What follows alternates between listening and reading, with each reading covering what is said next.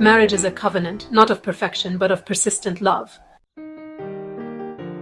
But what happens when that covenant is no longer cherished?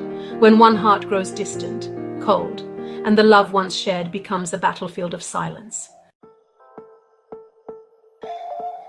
Proverbs 21:10 paints a sober picture. The soul of the wicked desires evil. His neighbor, his spouse, finds no favor in his eyes.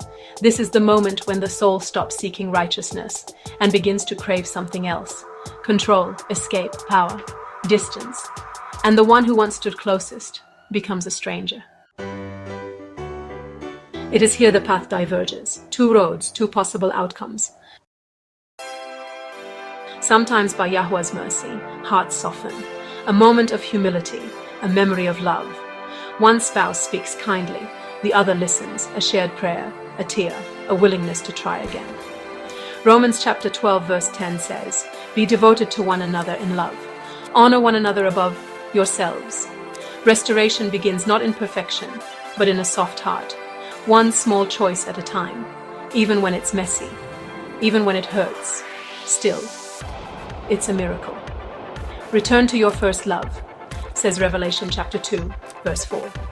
This is the miracle of two broken people choosing love again. But sometimes only one wants healing, one prays, one waits, one pleads, while the other walks away. His neighbor finds no favor in his eyes. That may be you. You've loved, you've hoped, but the other has chosen their own way. Jeremiah 3:20 says, "As a wife treacherously departs from her husband, so have you dealt treacherously with me." Even Yahuah knows rejection. He knows what it's like to be abandoned by the one he loves. But he also knows how to carry those who've been left behind. Psalm 34:18. Yahuah is near to the brokenhearted and saves the crushed in spirit. Whether your marriage is being rebuilt or whether you are watching it fall apart, here is what remains true. Your love was not wasted. Your prayers were not ignored. Your tears are remembered, and you are not alone. Yahuah walks with the faithful.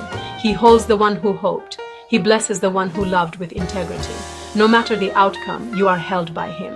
Whether restoration comes or it doesn't, Yah never leaves you.